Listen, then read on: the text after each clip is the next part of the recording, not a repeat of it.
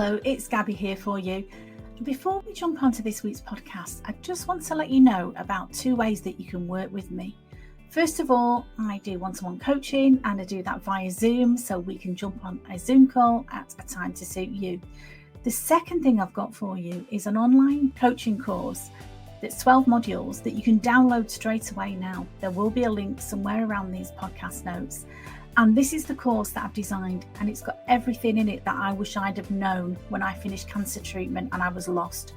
So you can download that course now and you can start working towards making this your happiest and healthiest year ever. I'd love to hear from you. Let me know what you think. Take care. Bye-bye.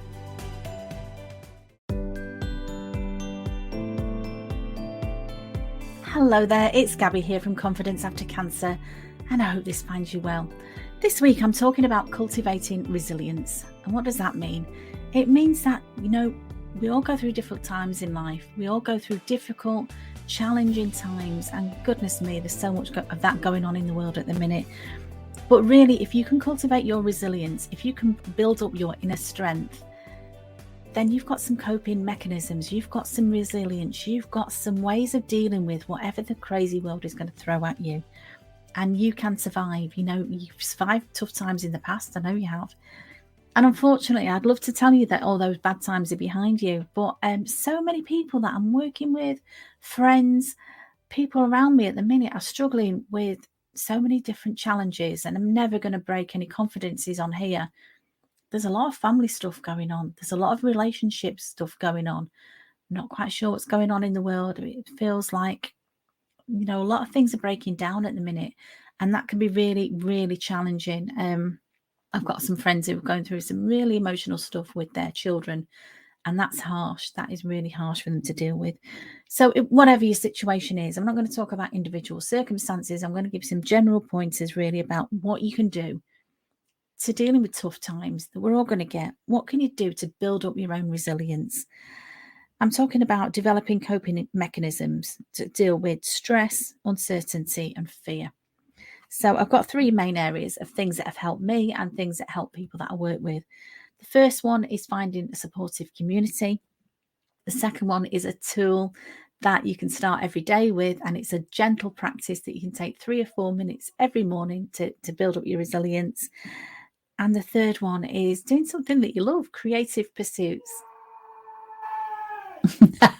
I'm so sorry if you can hear that noise in the background. I think a football team may have scored, and my husband, who's in another part of the office, another part of that house, it's going a little bit crazy. So I think his team have scored. So forgive me if you can hear him, but I shall carry on regardless. I'm not a massive football fan, even though my husband and my sons really are. So I'm talking about resilience, and I'm talking about resilience of keeping on going when I'm trying to record this podcast, when I've got a little bit of distraction going on. So what can we do? First of all, support groups. Now, whether this is a formal group that you might go to, and I know some of us, when we've been through cancer, maybe get invited to join some support groups, either locally where they meet in person.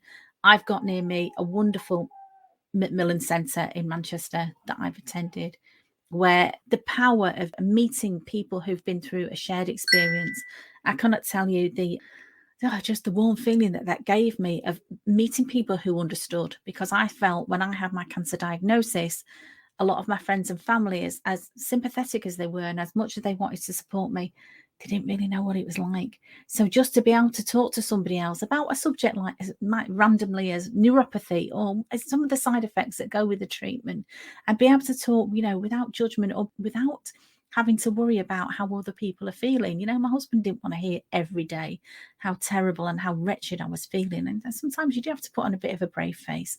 But a support group with people who get it, people who've walked in your shoes. We've all got a different journey, and I get that. None of us have got exactly the same experience. But to speak to somebody else who's had chemotherapy, or to speak to somebody else who's had a mastectomy, who knows what that feels like, the power of that, and you can build some really close relationships.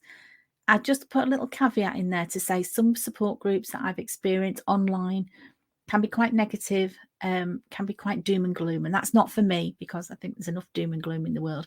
So just be a bit discerning. Just pick a group that feels right to you, like you would pick a friend.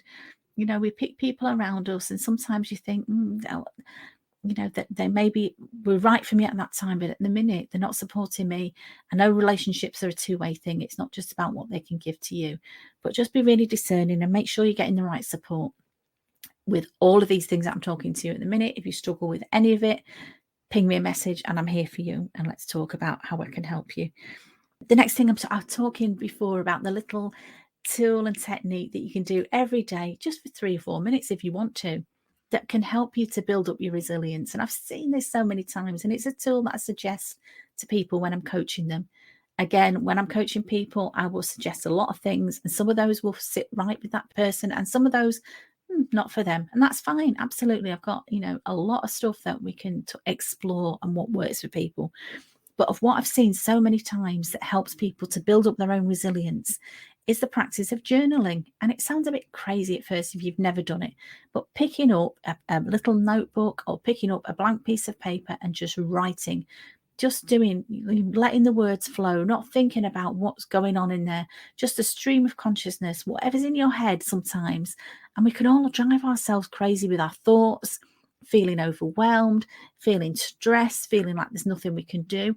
Just getting that out onto a piece of paper, and sometimes that release, the emotional release and the relief that comes from doing that is just amazing. So if you've never tried journaling, give it a go. It doesn't have to be first thing in the morning. Some people call it morning papers because they like to do it first thing in the morning. It's like exercise.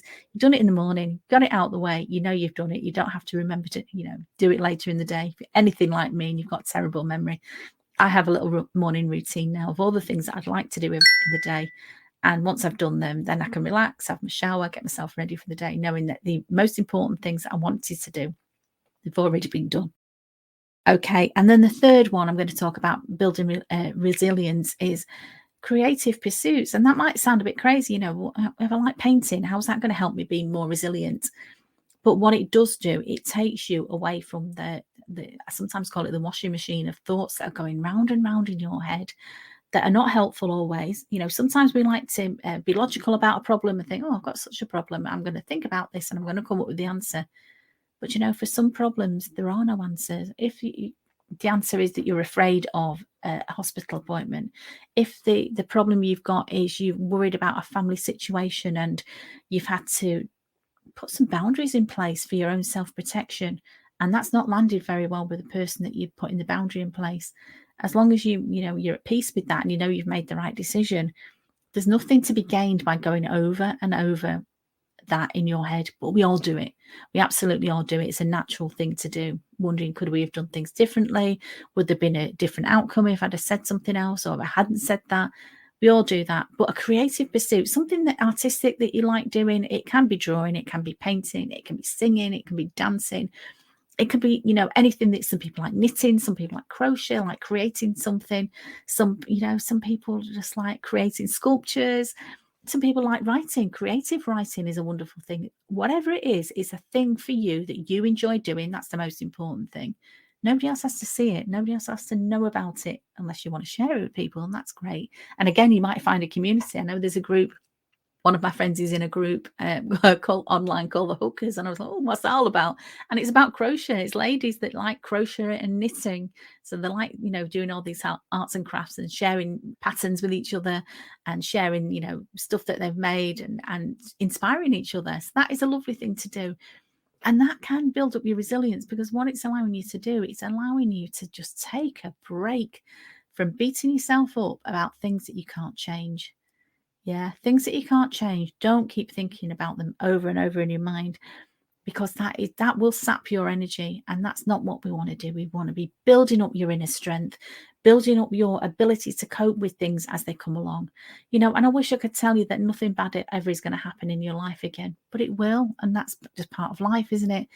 As Ronan says, life is a roller coaster. We all have our ups and downs. We all have our challenges. But hopefully, if you really want to make the best of your life and have the happiest and healthiest life you can do, just let's work every day a little bit.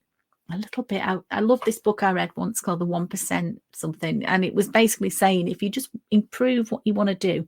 So if you want to improve your happiness, or you want to improve your resilience by 1% every day, think about that over a year. That's 365% of whatever you're doing. Think about your health and fitness. Start by doing one press up, start by doing one squat, start by drinking one glass of water, and you just add to it every day, little by little. We're not asking you to do anything that's going to overwhelm you. You don't have to, completely change your life unless that's what you want to do. But baby steps build up into being, into you creating the life that you want. And that's what I do with my coaching clients. We set out a vision of what we want their lives to be like, whether that's 6 months time or 12 months time, whatever, because none of us know what's ahead of us. What we do know is, we're not put on this earth to be unhappy.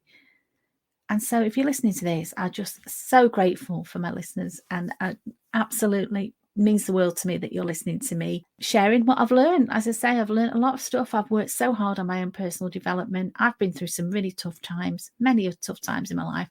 I've been through some fabulous times as well. I've had a lot of happiness and joy and love in my life. I'm very blessed, but I don't take that for granted. And I know that, the tough times have come to us all.